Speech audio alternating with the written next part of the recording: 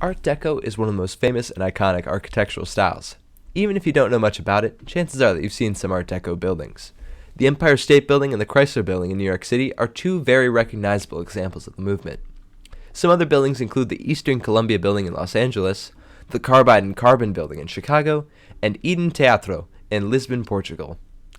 While Art Deco buildings may vary in size, color, and level of detail, they all share a heavy emphasis on simplistic geometric shapes.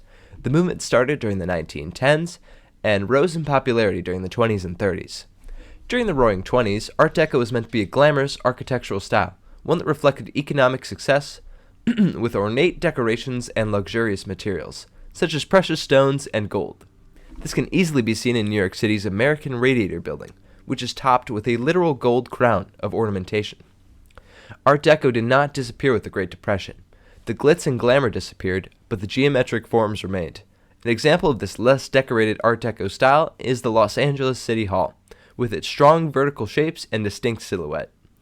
Despite Art Deco's resilience during the Great Depression, it inevitably died out during World War II. Art Deco is known for its use of vibrant colors, so feel free to be bold with your choice of accent or even primary colors for your build. A common color that's used is turquoise or cyan. On the darker side of the spectrum, you could use dark prismarine, warped blanks, and you could work your way up the spectrum to cyan concrete powder, stripped warped wood, or the lightest end, prismarine and prismarine bricks. You could also use oxidized and weathered copper to get a blue color with like a greener tint. And one of the most important accent colors to this is a yellow or a gold. So gold blocks themselves are very strikingly yellow, which may clash with your build. So for small scale builds, especially interiors, I would recommend using wood to emulate that splash of like a gold color. Bamboo would be my first choice for like a saturated gold. But if you're looking to add like a paler gold, you could use birch, or a more like if you wanted to have a muted gold color on a darker building, you could use oak as well, like this. So from far away, if you don't want it to stand out too much, gold does look like a little bit of a muted, oak does look like a bit of a muted gold accent. Beehives have a fairly niche use, but you can use the three flat sides of the block, the ones without the holes, as kind of a transition from gold to yellow to like a tan color. So if you have a gold block here and then a beehive, this transitions pretty nicely to like a jungle plank kind of color, or the stripped jungle wood, like that, or like that. You can see that transitions pretty nicely.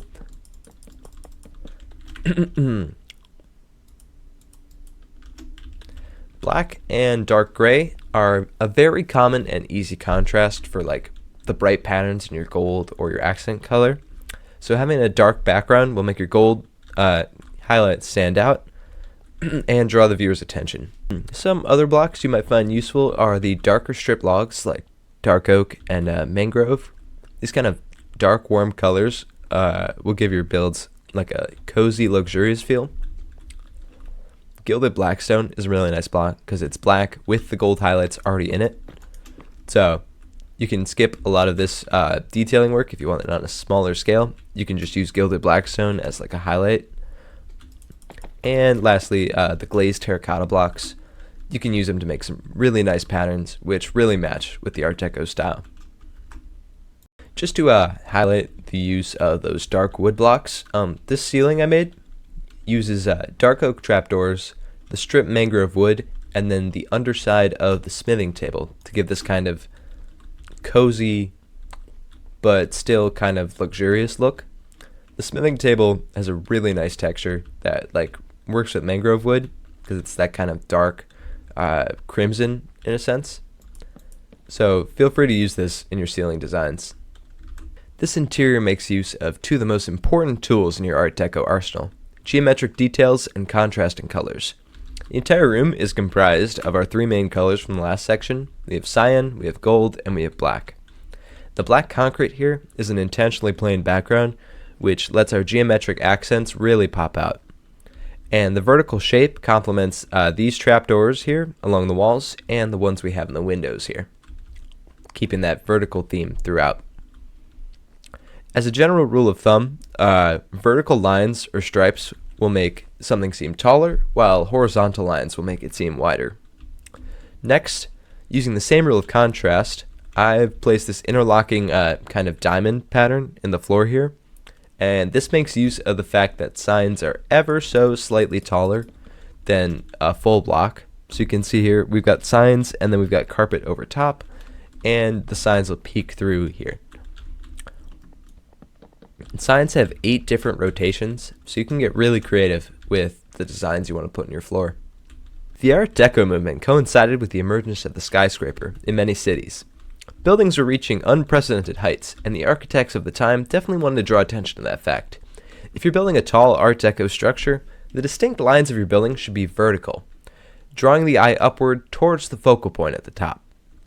My vertical lines here are made of a very bright sandstone, while the horizontal lines here are made of mud brick walls. Since they're wall blocks instead of a full block, they're inset about a quarter of a block, and the mud brick color also blends in with these brown stained glass panes I have for the windows. And in order to stop the wall from getting the kind of pillar that it gets when it connects with a full block like this, I've put stairs, like upside down stairs with the cutout over here. So that way when you place a wall next to it, it doesn't connect to them because it's not a full block. That way, this will keep the walls nice and flat and undetailed. So that way, the primary focus can be on these pillars. Also, behind the windows, I've used oak trapdoors here to get that secondary vertical pattern. That way, all the lines are going upward towards the focal point that would be at the top of our building. Occasionally, Art Deco buildings will incorporate stylized human or animal figures. You can see them here in the Guardian Building in Detroit, the Chrysler Building, or the Levesque Tower in Columbus. These are generally placed at ground level or right before the building's tallest section. I've made a human-looking figure here that you can add to detail the far up sections of your building. I'll show you how to build it real quick. So, it's mainly just stairs and walls. You have a 3x3 pillar here. You want to take out this part. You have a stair going out, one going in here to give that kind of eye look, and then a wall here to serve as like the nose, and then another set of stairs here and here to round out the head. From that, I've just placed walls around like that, and then a second set of walls about like that to serve as arms. Let you copy that real quick. Okay. This will help you add detail to a totally boring pillar. If you've been using these strong vertical shapes throughout your whole building, this kind of detail at the top will make them feel worthwhile in a sense. Like the pillar's been building up and you've finally hit this detail at the top. Still, not every building has these sorts of figures. I'd save these for a building with like a decent amount of detailing. If you're making a like streamlined late Art Deco style, you might want to skip these kind of deals. And as you can see here, I've used the same vertical highlighting to draw the eyes upward, with the kind of brighter tough blocks being more visible than like these deeper dark or deep slate tiles that kind of blend in with the black windows. I've designed this skyscraper to include most of the pointers I've talked about so far. First things first, the vegetation at the base of the tower is super important. Not only does it provide a sense of scale, so we can judge how tall the building is, but it also helps ingrain your building in the surroundings. If you're building a sunny, California-style building, place some palm trees out front. If you're building in a colder climate, maybe opt for some bushes instead. Vegetation helps your builds feel more inviting, and small trees, bushes, flowers, and ferns are a great way to add that detail on the ground level. Moving along to the entrance here, I've used a couple of tricks to make it feel more Art Deco-y and ornate. I made this overhang using a bright white smooth quartz, and then the accent of oxidized copper that I've used throughout the building at the tops of our sections here. Next, I've made another pattern out of tuff and andesite outside of the front doors. You can see here I've got kind of a checkerboard and then an outline in this polished tuff and chiseled tuff bricks. I've got stripped dark oak pillars here, dark oak doors, and then on the sides here for these walls I've used cartography tables, and they give off this nice vertical plank texture, but only if you're facing south or west. And you pull up here on the F3 menu. So this would actually be the north side of the block and the east side of the block. These have the vertical lines. The other two have the actual like detail of the cartography table, and you can't rotate these. So if you're building something with the north or east face and you want this kind of vertical texture, you can use the cartography table.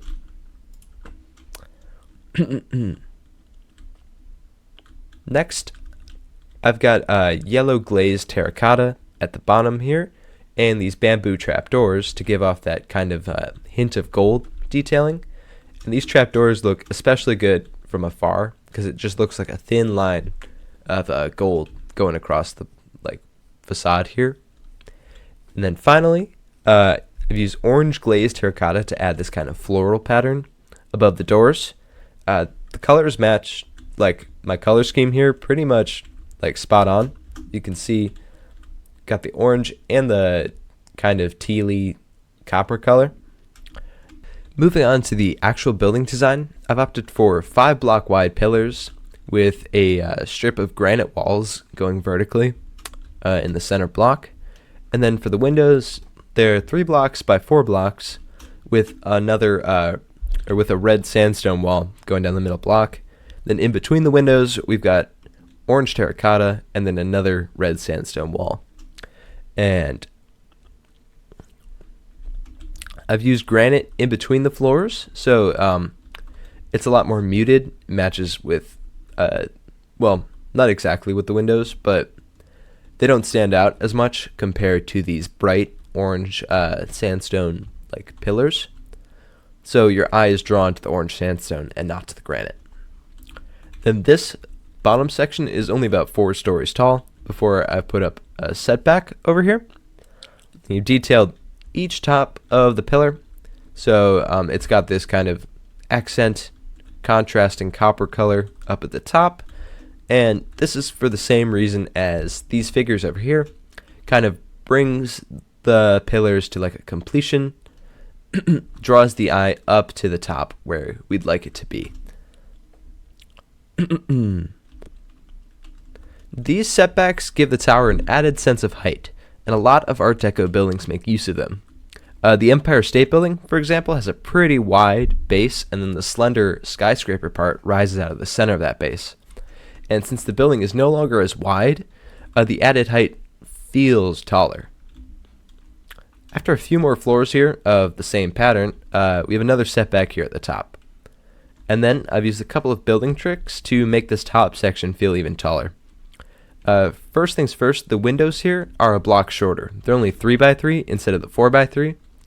And from the base and drop down, this is barely noticeable. But you don't notice that the windows are shorter, but you do notice the added floors, making the building feel taller. This is the kind of illusion used at Disney parks to make the buildings seem taller than they really are. The second trick is not very subtle, but I've used lighter colors up here to kind of give that tower the same sense of height.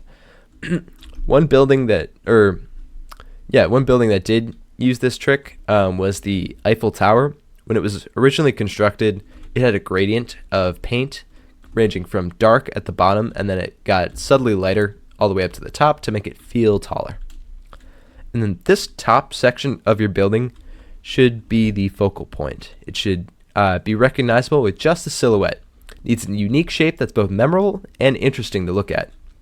Many Art Deco buildings, when they reach the final section, you cut off the corners here, allowing the viewer to see the building in 3 dimensions, instead of just being like how this square section, you really only see the front face, whereas with the top section, you can see the corners. you can view the building in 3 dimensions, even just looking at it dead on. If you're considering adding a spire to your building, consider adding like one final setback here before you build up to your spire. That'll give it another sense of height. I decided to take a different route instead of opting for this semicircular shape here. So like the main building only goes, it's only this part that there'd be like a room inside of here. The rest of the height comes from this kind of framework that I've added over top. So we've got 2 semicircles here. If you're on Java, using a world edit tool helps you, it'll help you get cylinders nice and easy. If you're on Bedrock or you don't have a world edit, there are a couple of websites that you can use to find like the geometry needed to get curves right.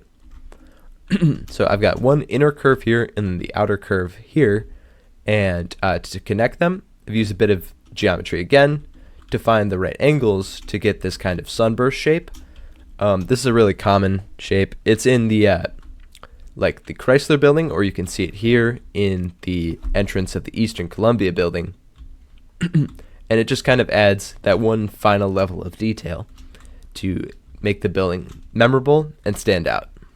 So for anyone playing on Java Edition, there's a resource pack I really recommend called Glazed Terracotta Revamp by Amara2MK on CurseForge. It replaces a lot of the glazed terracotta patterns with more ornate designs, which I'll show you right now.